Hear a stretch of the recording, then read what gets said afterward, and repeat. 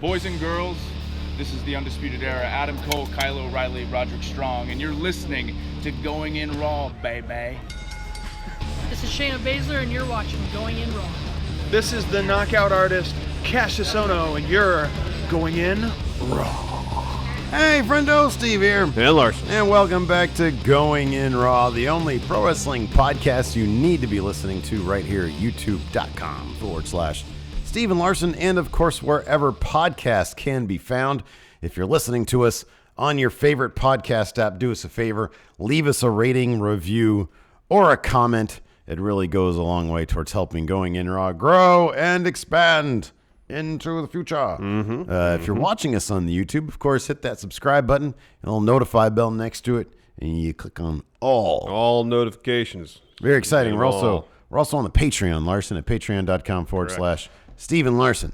Before I read off a couple of new patrons, because at the $1 mark, you get your name read here on the show. That's all it takes. It's all it takes, $1. But also, I found, because like we have to, like, one of the things. So yesterday we did Friendo Unified Championship Wrestling, or Finn Balor took on the Demon Balor. Yeah. The legendary tag team, Finn 2 Deep. No more. Torn apart. Yeah. But also recombined together. Really, they brought back together. Last Finn standing match. Yeah, reunification bout. It was a classic. Yeah, it's a good bout. But then we get 5 bonus episodes a week if you're a $5 a month and up patron. Or a YouTube channel member. And like we're running a little bit behind because like we're both sick, Yeah. and it's hard to get on the same page in terms of like we want to do like another gaming video, but not a 2K one. Yeah. But instead of that, I found something that I had never released because I just didn't really think it was all that interesting. But it's our vlog from Vegas. Really? That never went up? I never put that up. Wow. It's like 7 minutes. There's really not a whole lot. It doesn't really encapsulate the Vegas experience. It's just sort of us clowning around a little bit. So I figured I'd give that to the patrons. There you go. It's sort of non-essential, but relatively amusing content. That's what we aim for on the Patreon and YouTube channel members. Yeah. So I'm going to upload that. I just figured that went up like a year ago. Or 9 months ago. No, I don't think I ever put it. I'm almost positive I never put it up. All right, fair enough. I think I was going to, and then I was just like, this really isn't all that fascinating. Yeah. I really just wanted to the be cream fair, of the crop. nothing and anything we do is really that fascinating. Yeah, but this was extra unfascinating. Well, people might find some value in that, I guess. I don't know. Well, then that's why I'm going to put it up for our patrons and YouTube channel members. So you can check that out. That'll go up probably today or tomorrow, actually, because today we're going to do a thing. We'll figure something out for today. Yeah. There's some space news that I want to talk to you about. Oh, dear. Mysterious signals from far away. Oh, I saw that every 16 days. Yeah, man. Ooh. Anyways, so we'll talk about that. The orbit of something and it passes by. Boring. You're probably right. But still. 500 million light years away. Yeah, I know. It was really far away. Those little aliens out there. Anyway, so we'll talk about that on post show today, and we'll do probably like a mini Who Won Wednesday type thing. So yeah, that's a lot of fun on the Patreon. Let me see if we do have new. I think we had like at least one new patron over the last 24 hours. So let me see if I can find their name here. Let's see here. Jerome Lacrome, new patron. Thank you. And then on Monday, Chris Hayton. Thank you. Saying thank you very much for your support. We do appreciate it.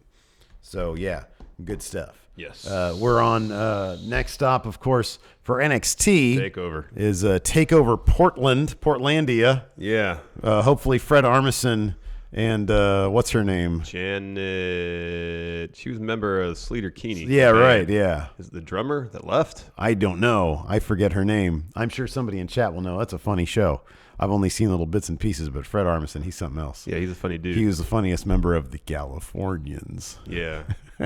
He pops up on SNL. He popped up on SNL to do Bloomberg sometime. Oh, that's the only reason. The only silver lining to Bloomberg winning, becoming president, would be for Fred Armisen's Bloomberg. Yeah, no, seemingly there's no chance he's going to win, though. Yeah, probably not. He could spend all his money and probably still not get you close to nomination. Yeah, money. Apparently money ain't everything. No. Just ask Bloomberg and Tom Steyer that. Anyways, so NXT, we're going to be doing our live reactions, of course. Yeah, Sunday. This coming Sunday. It's on a Sunday, not a Saturday. Yeah.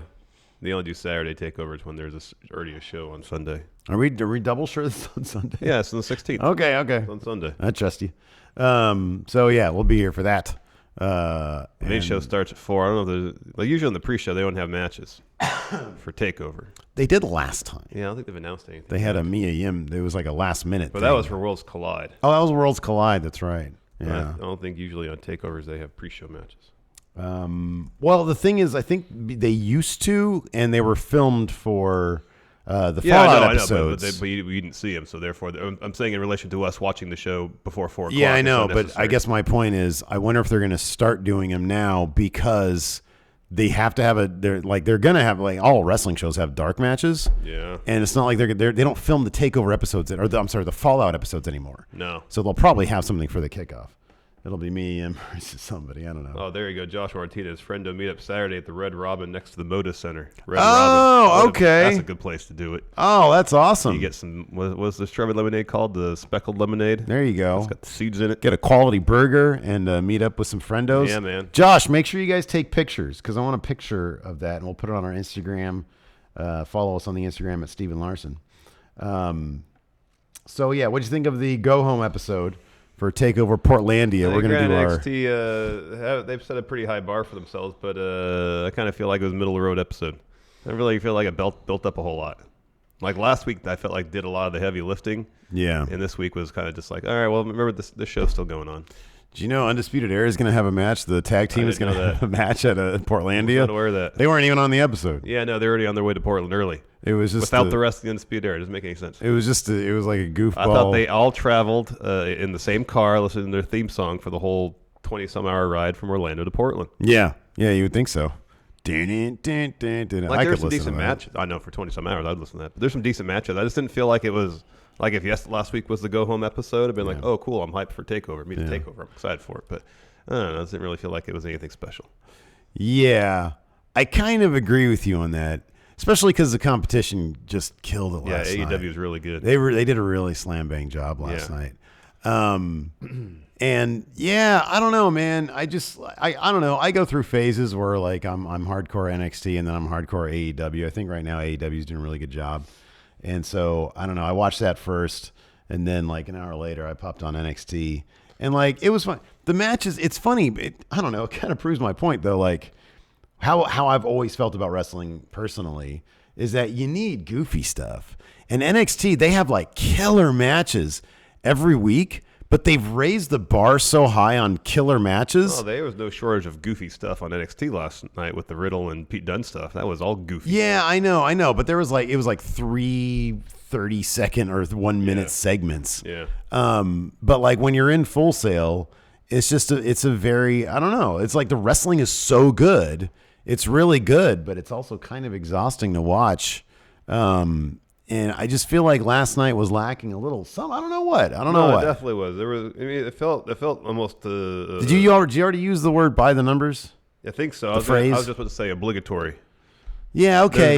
Very much a sense like we got to set up these final little things for TakeOver, and I don't know. It's not surprising that Bianca dropped Rhea with her finish because there's no way she's winning a TakeOver. They did the math thing last night. They really did. Except with the exception of, I don't know how the math applies to the tag team having a goofy segment. I'm just assuming that Broserweights are going to win because they had like all those goofy vignettes last night. Yeah. And I don't think they're going to end those. I think those are pretty popular. That kind of stuff. I mean, after they have a shirt. They've had a shirt for a while. Pretty much as soon as they announced the team, they made a shirt. They're winning those tag titles, and I'm sticking by that logic until I'm proven false. Yeah, no. Everybody who's won the Dusty Classic, who has had a shirt, has won the titles. So Ricochet and Aleister Black didn't have a shirt, didn't win the titles. Undisputed Era have a shirt, won titles. AOP had a shirt, won the titles. Finn Balor and Samoa Joe, no shirt, no shirt, no titles. Yeah. There you go. Broserweights have shirt. They're going to win this title. I think that's solid math right there. All the math played out. Even so, like it wasn't on TV, but it was in the aftermath. What's his face? Champa dropped Cole with a fairy tale ending after the cameras went off. Yeah, when they were staring down and I wouldn't have known that, except I was digging through the pictures looking for a thumbnail, and I saw that happen. Yeah, and I was like, this wasn't on TV. It wasn't on TV. Yeah. So I think all the math is going to stay true in terms of the stand tall for the most part. The only match I really feel like that's kind of a coin flip is Gargano and Finn. Yeah. We'll get to our predictions later. We'll no spoilers on that one for our predictions. I guess we'll it might help that. to get through this show before we get to predictions. Yeah, I think you're right about that. Show kicked off with your usual recap of previous week's episode, and then Roderick Strong comes out, drops a promo. He's mad at Velveteen Dream because he put his family's faces on his tights. I really like this little promo of his. I like that he was like, this has nothing to do with the guys. I think that's one of NXT's strengths is that they can be away from the titles and build these really great feuds. Yeah. He blames Velveteen Dream for making this thing personal. He says, I'm going to hurt you, Dream, and I'm going to do something I won't regret. Yeah. And I come out here because I demand apology, and Velveteen Dream doesn't answer. It's Bronson Reed. Oh, piss off Goose. Roderick Strong need last week. Yeah. And Bronson Reed's like, hey, Dream's not the only one that's got a problem. I got a big problem. We're gonna fight right now. We're gonna fight now and fight. And they did. In my head, he's just got Gino's voice. We're gonna fight right now. Gino's really good on commentary. Gino's great on commentary. He's really good. He's wonderful in New Japan. So, anyways, that match happened. I thought this was a really fun match. Roderick Strong, the thick guy, what do they call him? Thick boy. Bronson Reed. Just using all of his power moves to chip away at big Bronson energy at Roderick's strength, which is his cardio. That guy, he's the pace guy. That's what Morrow says. Yeah, the pace, the workhorse. Yeah, the workhorse. That was a huge thing. Like, look at Roddy; he's already blown up. Yeah, he never gets blown up because he's getting beat down by big Bronson energy by thick boy. Exactly. Yeah. So he has to keep on picking the dude up, try to land his moves on him. But usually it was just a bunch of chops and strikes because it's hard to pick him up. Yeah. Yeah. He did get an Olympic slam off. That was cool. Yeah, that was rad. No, it was a really cool match. I'm glad Bronson Reed's on TV. Yeah. Finished though. Let me get this right here. So Reed sends sorry.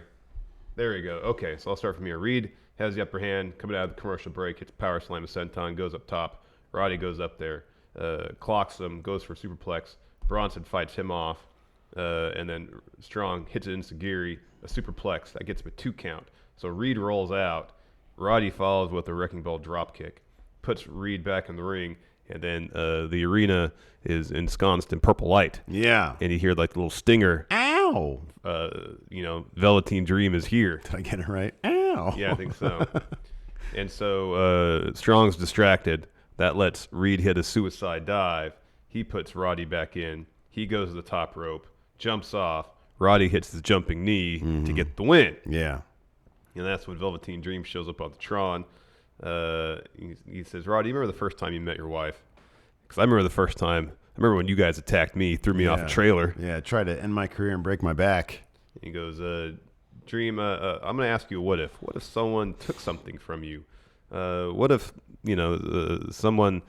what if you were kind of like, essentially said, what if you're out of the equation? Yeah. What if somebody took everything away from you? Yeah. What if something happened to you? Yeah. And what if, you ever wonder if there's someone that could fulfill all of Marina's dreams? Yeah. Ooh. Wow. And I got, Roddy was in the wood. Yeah, it was great. Mentioned his kid. What's his kid's name? I don't know what his kid's name. Anyway, he showed a picture of the family, and he gave a shout out to the kid. Ooh. Yeah. Man, ouch. And then Morrow, of course, you don't tug on Superman's cape and you don't mess with the man's family. Ooh. Anyways, Morrow's too much sometimes, man. Maybe it's just because I'm under the weather. Morrow's just too much sometimes. I feel like now this whole week I've been sick. There's been so much that's too much. Yeah. Yeah. I don't know what it is about this particular bug, but man, it's not always making me feel bad. It I feel like slowly but surely it's sapping my life force from me. You ever seen the movie Life Force? No, man, I haven't seen that movie. It is a Tobe Hooper directed effort. I think Patrick Stewart was in it. Oh, man. Yeah, All-star cast. Yeah, wow. I think Tobe Hooper did it. Wow. He was the Texas Chainsaw guy, right? Yeah. Yeah, okay. Wait, did he star as Texas Chainsaw, or he was the director of Texas Chainsaw? He was the director. Who starred as Texas Chainsaw guy? As Leatherface? Yeah, I don't remember. Yeah, Tobe Hooper. Oh, no, Patrick Stewart. Oh, I don't know why I thought Patrick Stewart was in it. It'd have been cooler if he was in it. Well, naturally. Who else is in it? Peter Firth? It's based on something called the Space Vampires. Oh, wow. That sounds great. What did it do at the box office? $11 million. On a budget of? 25. Ouch. Bomb. After that, Peter Dune and Matthew Rydell. Oh, Patrick Stewart is in it. There you go. See, right there. Oh, there you go. Excellent. Engage. We're going to go fight some space vampires. Let's see here. So they're driving a Mustang, and they got the Dusty Cup in the back.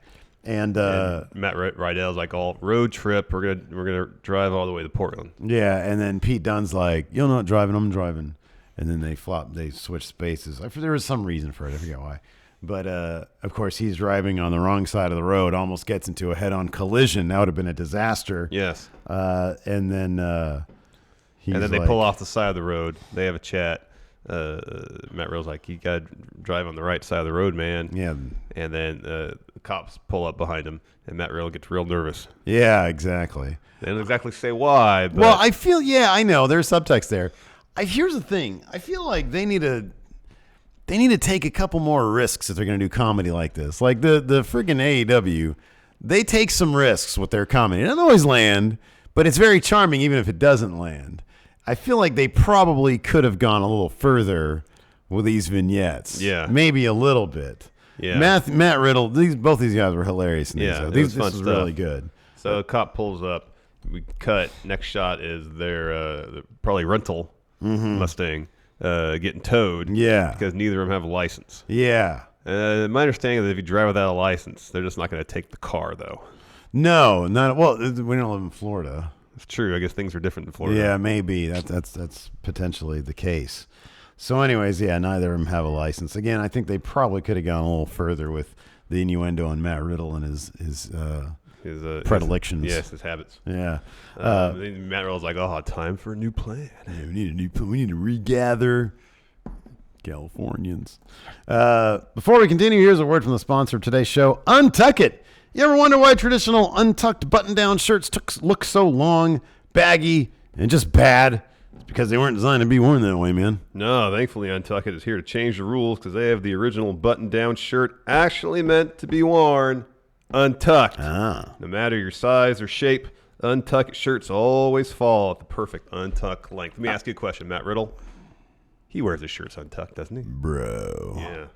I can't tell you how many times I've gone shopping for a button-up shirt, only to put it on and find shirts that are too long or too loose when they're untucked. But with Untuck It, I found a button-up shirt that fits great and it looks great. You can attest to that, Larson. Oh, yeah. You've seen me in that shirt. Shirt looks phenomenal on you. $1 million. Untuck It offers over 50 fit combinations, so the shirts are sure to look and feel great on tall, short, slim, athletic, or hoss-sized guys. And just don't take our word for it. Try Untuck It for yourself. Visit untuckit.com and use code RAW, that's R-A-W, for 20% off at checkout. They even offer free shipping and free returns on all orders in the United States. That's UNTUCKIT.com. And promo code RAW for 20% off. Thanks to Untuck It for sponsoring today's show. And you're really helping out Going In Raw by going to untuckit.com and using code RAW. After that, we have an Angel Garza interview. And he says he's going to beat Lio Rush again. But then Lio steps in. And he's like, hey, I'm going to let you in on something. Do I have a scoop for you? I got a scoop for you.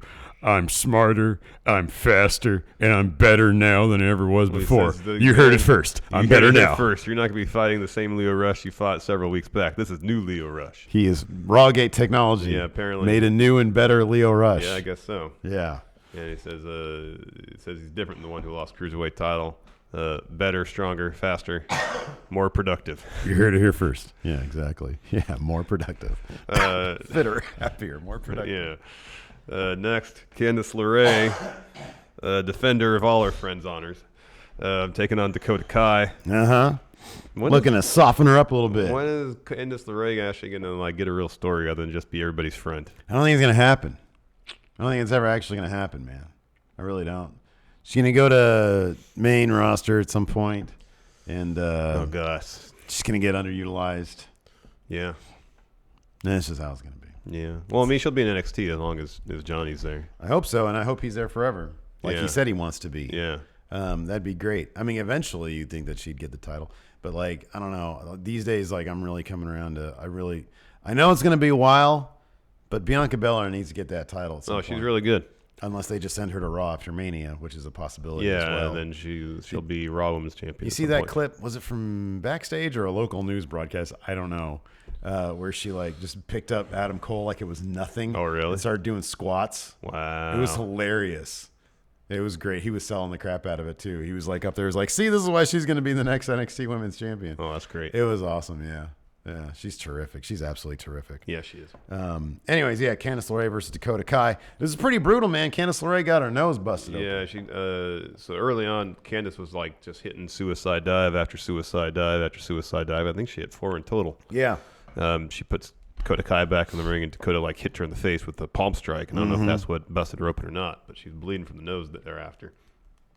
Go to commercial. We come back. Candice hits her old finish. That was her finish in the Mae Young Classic. I think they called it Miss LeRae's Wild Ride. Mm-hmm. Yeah. The swinging neck breaker off second rope. She goes for her moonsault, her line salt, which is her finish now. Misses that. Eventually hits German suplex. Puts Kai and Gargano escape. Dakota can't get to the rope, so she just rolls up Candice to get the win. And afterwards, Candice is like, this sucks. Come here, Dakota. I don't like you still. Like she's going to beat her up or something. And then Dakota tosses her in the timekeeper table and hits her with the ring bell. And then Tegan Nox comes down and they fight. Yeah. It was. I like that. It was good. They brawling up and down the ramp and everything. Tegan Nox, full on Captain Marvel outfit, all sorts of Captain Marvel going on. Yeah. I didn't catch what her shirt was. It looked cool though. Oh, I think it's a Beth Phoenix shirt. Oh, it looked like a comic book inspired. Yeah, type it thing. said like the glamorous Beth. Oh, okay. Because I saw a video on Twitter or something. Yeah, sure. I think it was scanned through. I saw it and I said the glamour. I think it was a Beth Phoenix shirt. Oh, that's rad. It looked really like I love the comic booky font. It was like the Hulk or the thing. Yeah, or exactly. something. I Yeah. think it's supposed to be like that. Yeah, it looked great. Okay, so after that we've got Gargano and Cameron Grimes arguing backstage. That was a fun match. And so now they have a match, according to your notes here. See, it's this one. Oh, okay. All right. That makes sense. Yeah. Totally like a Hulk smash thing. Cool. All right. Pro Wrestling You Tees. can get a Beth Phoenix Pro Wrestling t-shirt. You're here first, Pro Wrestling Tees. Beth Phoenix. Yeah, this was a long match and it was actually really, really good. It was really good. It was the best match of the night, probably. Yeah, for sure. So it's technical start as you expect from someone named Johnny Wrestling. Yeah, sure. Grimes, he's putting all sorts of submission moves and holds and such. Eventually escapes, hits Johnny the knee of the gut. Johnny tries to make a comeback. He does, hits a drop kick, clotheslines Grimes out of the ring, hits his kick off the apron, follows the cannonball to the floor. Follows that with some chops against the barricade. You kind of feel like it'd be a Gargano squash match. Mm-hmm. That's the kind of the vibe you got from when it started. Yeah.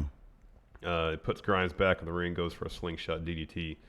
Grimes blocks that, drops Johnny with a clothesline. There's a lot of really good creative reversals in this match. Mm-hmm. It's good stuff. They go to commercial, come back. Grimes catches the slingshot spear. He's about to do something, but Johnny escapes that, hits tornado flatliner. Bunch more offense from him. Again, feels like a bit of a squash match. Grimes rolls out of the ring, goes back as Johnny goes to the apron. Then that's when Gargano hits a slingshot spear. And then towards the end, it was like there's so much stuff going on, I couldn't write it down. Yeah. It was so fast. Yeah.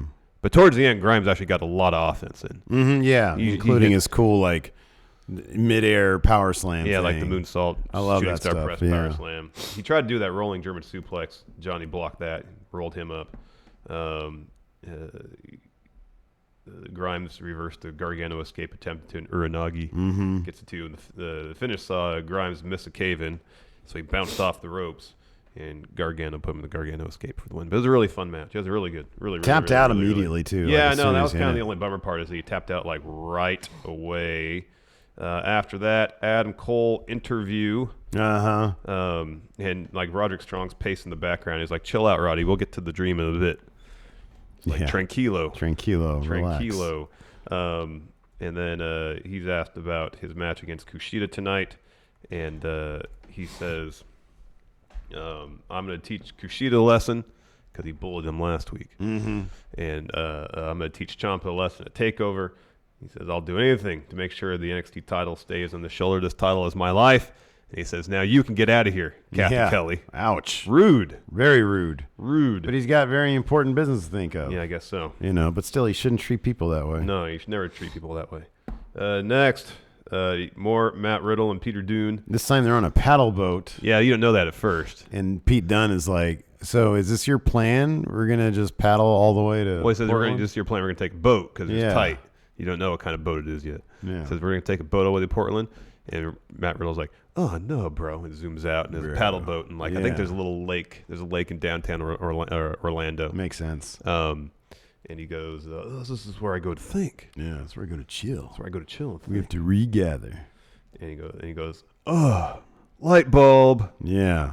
He's So got a he plan. knows He's got a how they're master going to get plan. there now. Yeah. After this, oh man, this was so great.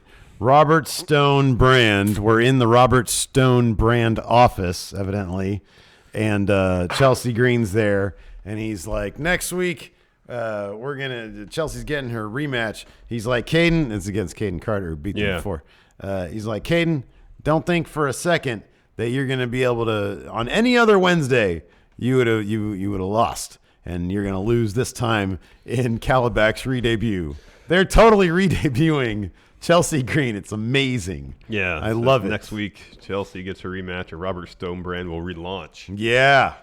Oh, that's great. She's gonna lose that one too. Isn't she? No, she is. She totally is. Totally gonna lose that one. I think you're right, man. I think they're gonna have the hot mess be a result of her constant losing here. That's gonna be good. Yeah, I hope so. They also announced next week Roddy will get his match against Velveteen Dream. That's gonna be a barn burner. Yeah, I hope so. That's gonna be really good. Hope so. Before we continue, though, here's a word from our sponsor, ForHims.com. You know, Larson, 66% of men start losing their hair by the age of 35. Once you start noticing your hair up there go bye-bye, it can be too late. And the best way to prevent more hair loss, do something about it while you still got some hair up there. It's time to grab the new year by the follicles. Go to Hims, your one-stop shop for hair loss, skin, and sexual wellness for men. Ooh, with ForHims.com, you can be the best version of yourself with licensed doctors and FDA-approved products to help treat your hair loss. We're talking prescription solutions backed by science. Science. Hims was created by a dude who knew that some men's health conversations easier had online rather than in person. So with Hims, you don't have to stress about awkward in-person doctor visits or long wait times at the pharmacy. ForHims.com connects you with real doctors. All you got to do is answer a few questions. A doctor will review your responses. And if they determine it's right for you, can prescribe you medication to treat your hair loss sent where? To your door. That's right. Right to your door. Right to your door. It's completely confidential and totally discreet. So dive into 2020 hair first. Right now, our listeners can get started with their first month free. Go to forhims.com/GIR. That's forhims.com/GIR. Prescription requires an online consultation with a physician who will determine if a prescription is appropriate. Offer valid only if prescribed. 3-month minimum subscription. Additional restrictions apply. See website for full details and important safety information. Remember, that's forhims.com/GIR. Yeah. So So after that, we had Lio Rush versus Angel Garza. And, man, these guys have terrific chemistry. Yeah, they do. And Garza wasted no time ripping them pants off. He was saying, I'm not going to try to use this for a strategic advantage. We're just going to throw down. He's like, it's balmy in here. Or that. It's a little warm. It's spring's come early in Orlando. Speaking of which, while you run down this match a little All bit, right. I might turn off the heater because it's hot in here, man. It's getting warm in here. Oh, boy. So, Garza rips off his pants immediately as to say, there's no showboating. There's no misdirection. There's no shenanigans here. We're just going to throw down. And then right at the beginning, it's like they're both doing Lio Rush's gimmick of misdirection, running, cutting, changing direction super quick, avoiding each other. It was crazy. It's like 30 seconds of them running and trying to avoid each other while confusing the other person. In the end, though, Garza hits a drop kick. He has the advantage for a while. Rams Rush into the ring post, then into the ring steps like he's carrying him. Yeah. Drapes him over the barricade and then kicks him in the lower back. A good commercial. We come back. Leo's hitting a suicide dive. Follows with a springboard corkscrew senton to the floor. Puts Garza back in the ring. Rush hits spin kick, gets a 2. They're trading some strikes. Lio goes for the come up. Garza drop kicks him, hits this crazy face buster type thing. So he has him power bomb position, and then puts his hands between Leo's legs and then near his butt, and then just puts him up, unfurls him. him. Yeah, and he kind of flings up like and a Leo blanket. lands face first. It was crazy. Yeah, it was rad. Garza setting up for a wing clipper on the second rope. Leo fights out. hits like a super stunner off the second rope. Garza rolls out of the ring. He's laying on the floor. Leo hits final hour to ringside. He tried that during the previous match and missed. Goes for another in the ring. Garza gets his knees up. Covers, gets a 2. This super kick was amazing. It was like one of the stiffest looking super kicks I've seen in a long time. Yeah, it was good. So Garza hits a super kick, goes for a wing clipper. Leo fights out of it enough to roll him up to get the win. Yeah. Kind of out of nowhere. Really fun match. I kind of get the feeling that is Garza moving on to better things? I think so. Yeah. I think this was kind of the signifying that. He's been doing real, and they even mentioned, of course, him being on Raw with Zelina Vega. I think that either he is really impressed on Raw, or he's really impressed in NXT, and they're like, this guy's got, like face of the company written all over him. Yeah. I mean, yeah. You mean so you're thinking he could just remain in NXT and like move up to like in 6 months to a year North American championship. Yeah, maybe. I get the feeling he's going to be on Raw. Well, they got to swing a deal if Triple H to be believed. I will believe that when I see it. Anyway, Leo Rush goes up the stage. Jordan Devlin comes out, meets Leo there, and says, "Congratulations on the win. You're the next stop on the Jordan Devlin Championship Tour. Don't fancy your chances of winning, though, because I'm going to show you why you never bet against the ace." I think that's pretty much verbatim what he said. I love Jordan Devlin. He's so good. God, he's so good. Speaking of good, this next bit was great. This was awesome. Yeah. Mark Henry narrates Keith Lee, Dominic Dijakovic video package, but they put this whole thing puts Lee and Dijakovic in the context of history of huge dudes that do incredibly athletic things. Yeah. It was awesome. Yeah. And just they're bringing a whole new, they're taking it to a whole nother level. And Mark Henry is the perfect guy to talk about this stuff. It was a really good, well done video package. Mark Henry's pretty much the best. Afterwards, we had a really quick Bianca Belair versus Santana Garrett match. I hardly consider this like a match. It was so How many moves actually happened? Well, it's everything. So Bianca starts fast. She spears her into the corner, maybe hits a couple strikes, double chicken wing face buster into turnbuckle, KOD for the win. That was pretty much. It was like 20 seconds. Yeah. Bianca calls for the mic, says, pretty much says, "Rhea, you're looking past me. But I'm gonna walk out TakeOver as champion." This brings out Rhea. She assures Bianca, says, "I'm not looking past you. I'm looking at you right now, and I'm going to tell you this. At TakeOver, I'm going to go through you." I'm going to go through you. So Bianca swings. Rhea avoids, hits Bianca. Bianca punches back, and then hits a KOD. So Man. she's totally not winning. I know. I'm going to be rooting for Bianca so much. She's but great. It's just not going to happen. I know. And here's the thing, and I sort of see kind of a parallel, maybe, with somebody else on the roster with Matt Riddle. How like Riddle is I think Bianca's getting to the point where she's getting herself over enough so that the crowd is going to lift her to that next level of like, man, you got to put the title on her, or she's just going to go to Raw. I don't know, and that'll be kind of a shame, to be honest, because I'm not sure they're going to use her properly on Raw. I really don't. I hope they. She had a great showing in the Rumble, and maybe that is prelude to what's to come. It could be. Yeah. And I hope that's the case. But I mean, she's so special. She is. Her and Shayna have some history in NXT, and I'm actually, at the time I was pretty surprised that Bianca wasn't the one to beat Shayna, because she was at that point where she was getting over with the crowd enough that with the title win especially, woo.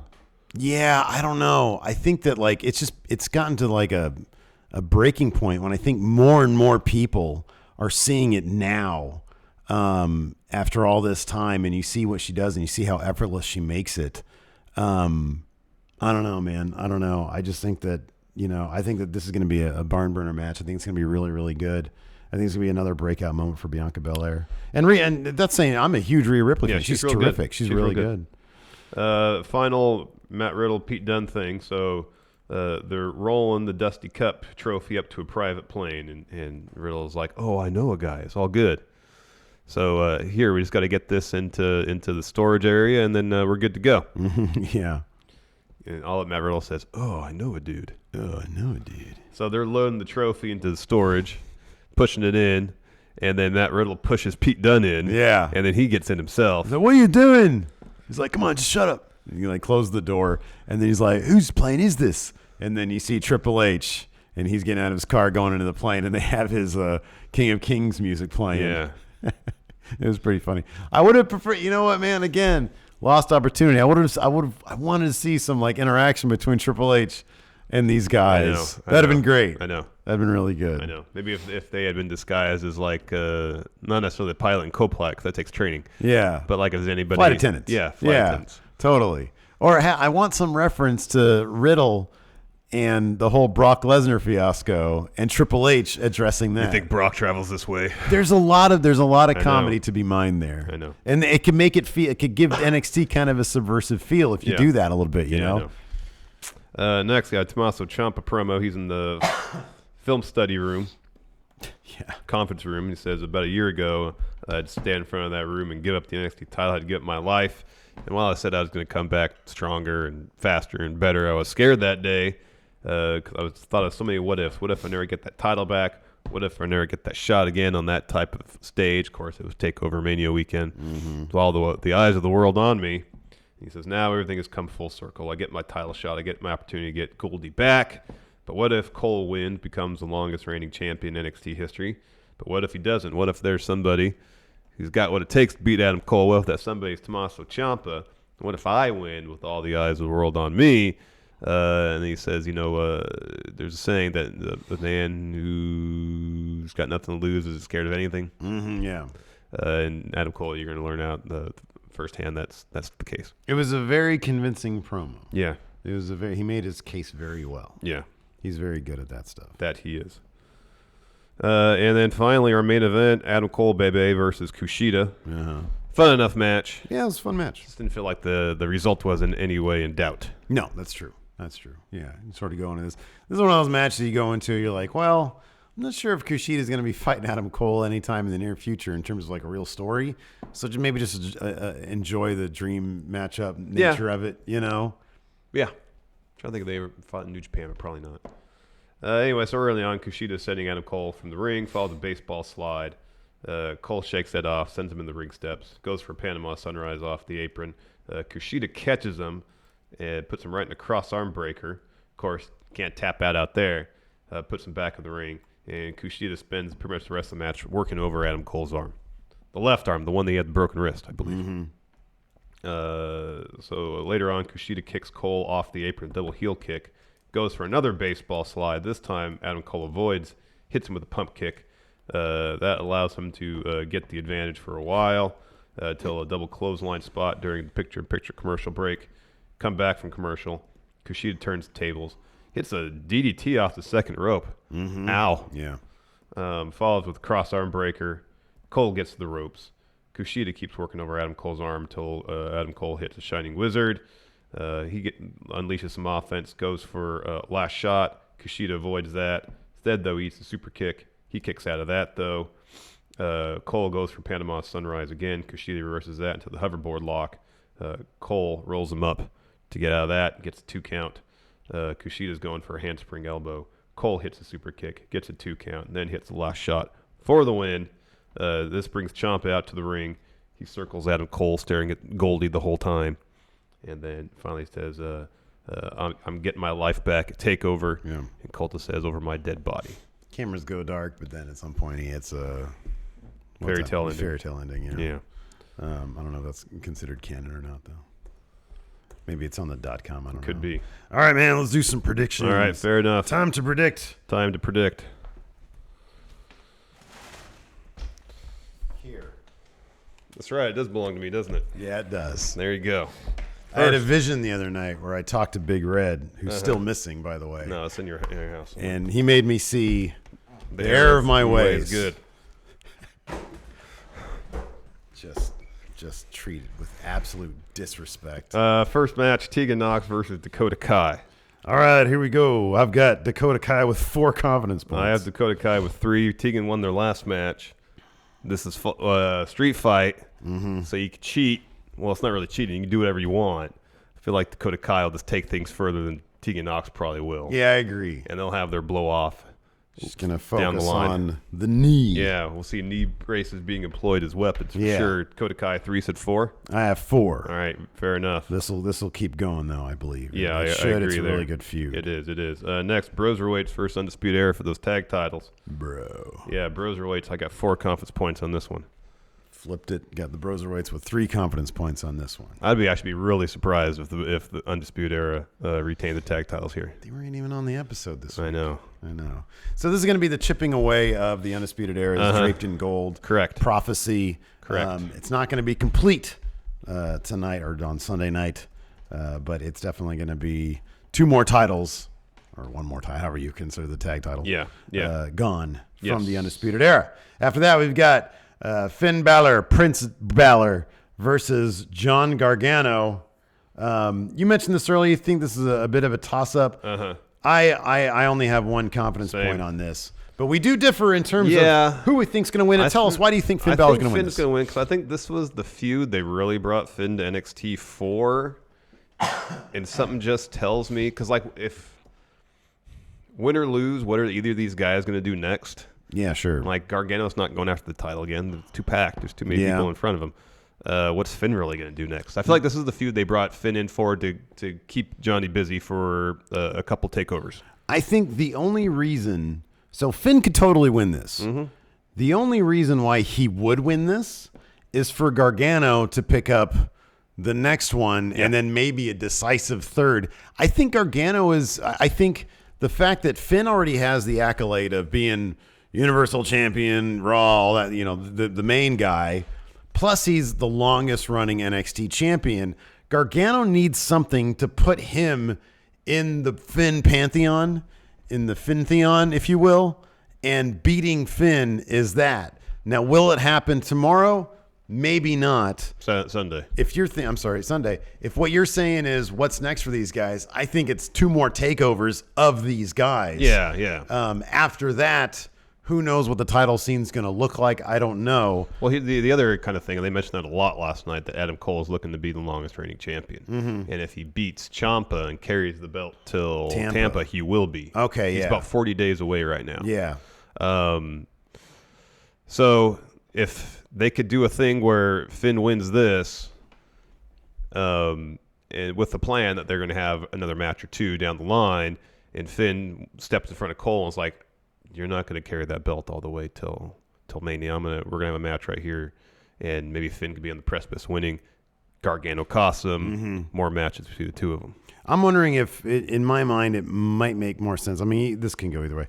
If Gargano wins tomorrow, that could then bring Finn to like true Prince Devitt territory, where he's like, holy crap, no. And then he kicks it up another notch against Gargano, wins the next one, and then Gargano wins the last one after that.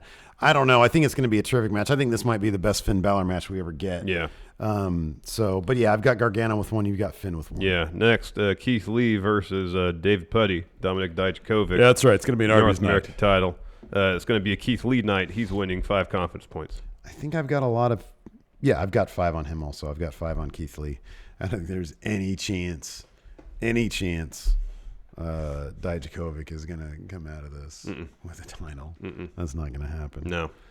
In fact, if I were a betting man, which I'm not, I'd say Dijakovic goes to Maine before he gets any title, and I still think that's probably 2 years away from happening. Yeah. Next, for the women's title, Rhea Ripley versus Bianca Belair. Sorry, Bianca, you're great, but you might get your first taste of gold on the main roster as opposed to NXT. Rhea Ripley's totally winning this match. Yeah, I agree. I've got 6 confidence points as well. It's a bummer. I really think Bianca should have been the one to beat Shayna, but hey, what can you do? Yeah, that's true. And finally, the main event, Adam Cole Bebe versus Tommaso Ciampa. I got Adam Cole, just 2 confidence points. I'd be really surprised if he lost, but at the same time, I guess not. But I think he is. Yeah. I wouldn't be surprised either way. I also have Adam Cole with 2 confidence points. By the way, how you do confidence points? Really easy. You take the number of matches there are, and that's the basis for how many points you assign. The match you're most confident in, for example, with us, we both chose Rhea Ripley. 6 confidence points because there's 6 total matches. And then for each subsequent match that you're less confident in, you assign the appropriate number of points. Yeah. At the end, you take all the matches you predicted correctly, add them up, and that's your final score. And then you can get that against ours if you want. Yeah. I've got Adam Cole also with 2. I think that the Undisputed Prophecy is going to end at Tampa, maybe against Champa at that point. I'm not sure. Maybe against Velveteen Dream. I don't know. But we'll figure that out when we get there. So there you go. There's our predictions. Let's answer some questions. Yeah. Let's answer some questions. Josh and Martinez already read that one. Nikyle bought my tickets for WWE Live in Durban, South Africa. Cool. Mm-hmm. Bray Wyatt, the Dark Order mentioned they are preparing for the arrival of the Exalted One. I predict the Exalted One is no other than Matt Hardy. That's what the Fiend Bray Wyatt said. Yes. Fiend's all hitting Matt Hardy saying to AEW, let me in. Let me in. Johann von Wolfhausen, when the Undisputed Era breaks up, imagine the pop when they reunite. I kind of feel like the Undisputed Era should be like the New Day. They shouldn't break up. I don't think they should break up. I don't think that the whole gold thing should be a big deal. I think they should all go to SmackDown together. Johan again, what would a Shayna and Brock encounter be like? Oh, wow. A lot of attempts at arm bars and stuff. There you go, yeah. A lot of attempts. All submissions. Or just if Shayna is truly a vampire, she will try to bite Brock. Take a nibble. On his knee. Brock. Josh Martinez, he just got his Double or Nothing tickets on the pre-sale. Oh, wow. If only they were having a StarCast, we'd be there too. They've said no. What's funny is that you were mentioning that on their Twitter, they're being a bit flip about it when they said nah. But then there was one, they just said no, period. It's not very flip. I don't think they're going to do it. Yeah. Well, I would think if they were going to, they would have announced it in advance so tickets go on sale. But so yeah, not going to do it. Rich Hardesty. I don't want to do it. Well, I get that there's probably a nightmare. From a logistic standpoint, it's probably hard. There's probably only so many things you can do to try to draw people in terms of events. They've kind of done everything. I mean, in Baltimore, they had to get RoboCop out. Yeah. They asked Sting to put on his old school makeup. So there's only what more could you actually do? There's really do? only so much you can do. You can't do much. Until you're kind of just spinning your wheels. And I appreciate the fact they're just not going to do it to do it. If they can't bring a new and exciting experience for the fan, I appreciate that. Yeah. Rich Hardesty going to take over Portland with a couple of buddies, one of which works for Nike and got his Nike suite there.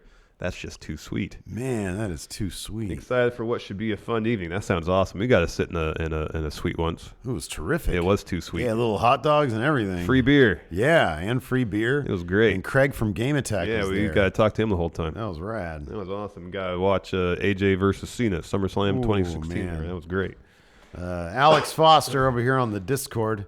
Apparently, El Hijo de Fantasma is debuting with Raul Mendoza at a live event this weekend. Oh, wow. What's his ceiling? He says he thinks he could be part of an Andrade Ingobernable faction.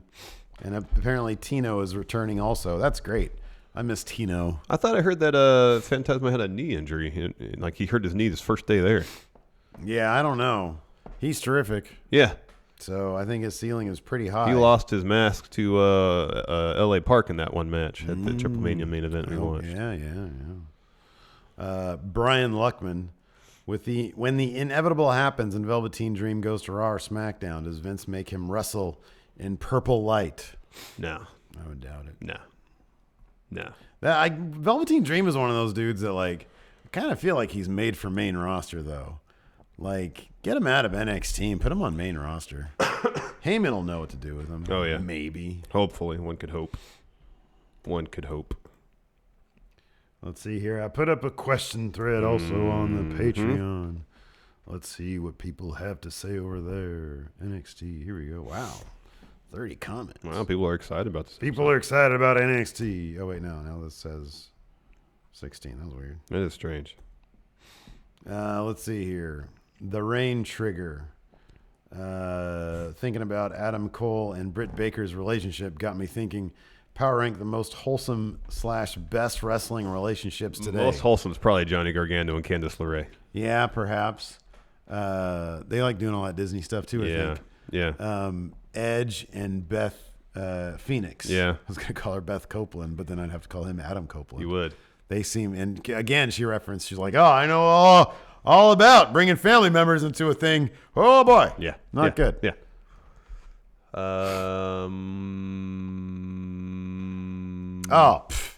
Bianca Belair and Montez. Mm-hmm.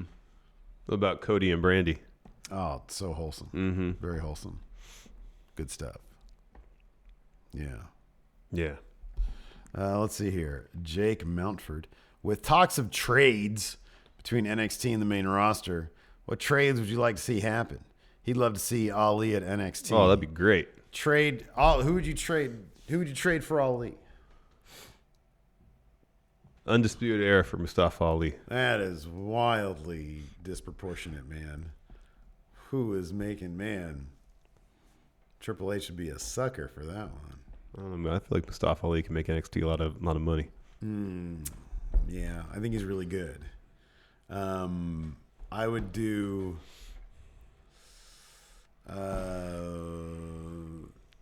Finn Balor for Kevin Owens. I mean, you just have like one main roster slot that you keep just on rotating swapping out for main roster people. It's the vacation slot. That's the vacation slot. David Prock. Rhea's challenging Charlotte. Shayna's after Becky. What other NXT stars should go after the other horsewoman? Good question. Bianca Belair goes after Sasha Banks. Sasha Banks, man. She ain't never going to wrestle. She's just injured all the time. I know. What a waste of a pick that was for me. Man, should have seen that. I have Sasha. Oh, I thought I had to. Who do I have? Oh, You I have have Bailey and Charlotte. Oh, thank God for that. Sasha had a really good Survivor Series. Yeah. She eliminated a lot of people. That's what. So it's like in terms of the points, she actually has done pretty well because of Survivor Series. All right. Yeah, I got Bailey. Bailey again. Oh yeah, Bianca. Yeah, Bianca takes on Bailey. Oh, you want Bianca and Bailey? Yeah, sure. Why not? Okay, then who for Charlotte or for Sasha? I mean.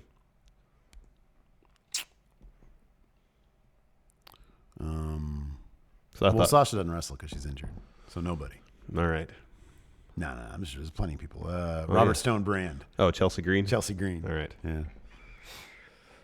Thomas Dunnigan, if you had to choose someone turning on the other between the Broserweights, who should be the one to turn heel? Oh, you kidding? It's Pete Dunne. Yeah. He's tired of freaking Matt Riddle saying he's such a beautiful man all the time.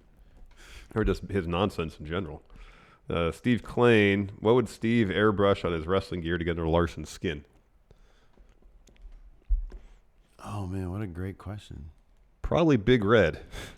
Yeah, maybe Big Red. Big Red.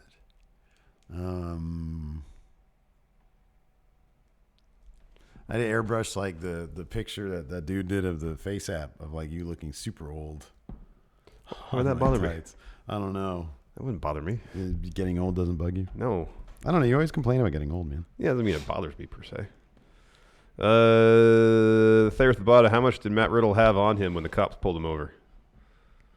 Not enough to make it. What is it? The distribution? Yeah. What is that Intent to called? distribute. Intent to distribute. Yeah. Yeah. Not enough for intent. Yeah. But it's Florida, so that's scary. I don't think it's not legal in Florida. I don't believe it is. No. Probably got 20 years just for dime bag. Wolfpack for life. Is Io Shirai injured? Yes. She has a knee injury. Knee injury, yes. Professor Dr. Bird, probably in the minority on this one, but I actually think it would be a good story beat to have Rhea lose to Bianca in Portland because it does seem that she is overlooking her for Charlotte. Then they can have a rematch at TakeOver Tampa where the winner takes on Charlotte the next night at Mania with Rhea going over. I mean, if that were to happen, that'd be cool. I think it'd be rad if they had Bianca win and they turn into a three-way at Mania. Yeah. How unpredictable. I mean, that'd be shocking. I know. That'd be like, holy crap, now we got a conundrum. I know. Because there's still 2 months. 2 months, about 2 months, a little bit There's less. 2 months until Mania. They're just going to keep on doing the thing where Charlotte just woos a lot.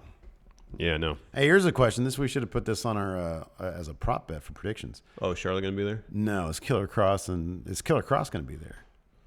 Usually when they announce someone at the PC, they don't have them sit ringside, but they're kind of doing things differently. Yeah, sure, why not? Killer Cross will be there. I really hope not. I want him on main. But then he could be a ratings boost. Maybe. If he was a ratings boost, he probably would have been one for Impact. He probably would have what? Been one for Impact. Man, nothing's a ratings boost for Impact. They literally have RVD having sex on Impact. Like, you could literally see areolas, and it didn't raise their rate. Nothing is going to raise Impact's ratings. Because nobody has Nobody has that channel. Well, a lot of people have access. We don't, but a lot of people do. Well, nobody's watching it regardless, man. Greg Morris, if Vince has no plans for Cedric, why not send him to NXT? He can build the character and we could have some great matches. I mean, there's only so many spots in NXT, too. I don't know. Well, they need somebody for main event. The main event. Yeah. I don't know. I mean, it's kind of a good question. I'm sure Cedric would love to go to NXT. I'm sure he just wants opportunity somewhere. Yeah. Andrew Jocelyn, looking forward to Killer Cross debuting on NXT, and also looking forward to you guys making fun of him like you do with Dijak, Priest, and Aleister Black. Yeah, Killer Cross. He's not immune to me calling him goofy because there is some goofy aspects to him. Yeah. He sort of like when he does his like extreme face. You know what I'm talking about? He sort of comes off like Ralph Cramden. Mm-hmm. It's like a little too much. Yeah. But he's great. I think he's awesome. Yeah, he's great. Yeah. He's fantastic. Adrian C., after Ciampa's promo last night, I'm really starting to think Ciampa wins in Portland. This leads to him getting his moment of Mania this year where he takes on Gargano after he beats Finn in the match they should have had last year. No intense rivalry needed this time around. That'd be an interesting way to go. That'd definitely be a left turn from where I think they're going to go with it. Mm-hmm. But, yeah, we'll see. We'll find out. Yep. You might be right, Adrian C. Let's see if there's any last questions before we call it a show. Doc Hensel's got one. What do you see as Finn's future in NXT?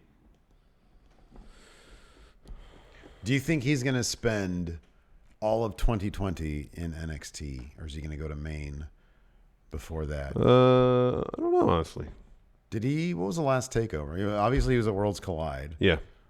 What was the previous TakeOver? He was on a TakeOver, wasn't he? He fought Matt Riddle, I thought, at TakeOver. Okay. Was it Riddle? No, somebody else. He was at the last TakeOver, I thought. Yeah, I think he was.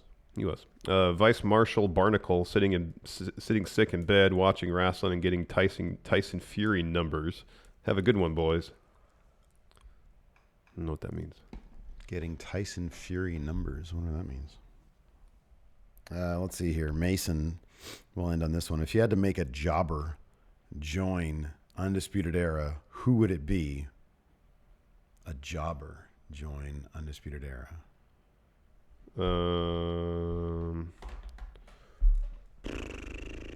It's this got to be someone who's got some sort of connection to those guys. I'm trying to think of anybody else who's like hasn't had the most amount of success in NXT, but has Ring of Honor roots. Cedric Alexander. Yeah. It'd be interesting to see a side of Cedric that was more snarky, more heelish. Yeah. I don't know if he has it. I don't know if he can pull it off. But I mean, he was in Ring of Honor. Briefly, yeah. I'm pretty sure he had a match or two against Adam Cole in PWG. So yeah, I mean, there might be some parallels there. Could be. There could be. Hold on, let me check. Oh, that's the wrong list.